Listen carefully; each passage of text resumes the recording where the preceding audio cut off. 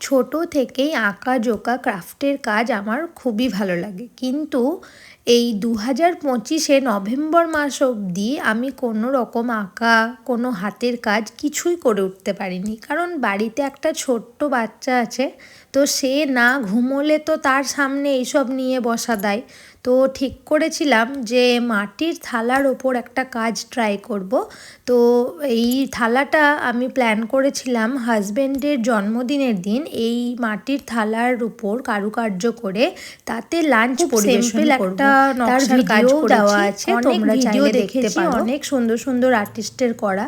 তো সব কিছু থেকে মিলিয়ে নিজের মনের মধ্যে একটা আইডিয়া করে এই নকশাটা করেছি।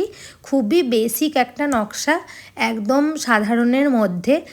আসলে বাচ্চা যখন যখন ঘুমিয়েছে ঠিক তখনই এই কাজটা নিয়ে আমি বসেছি। তো যতটা তাড়াতাড়ির মধ্যে আর কি শেষ করা যায় সেটাই চেষ্টা করেছি।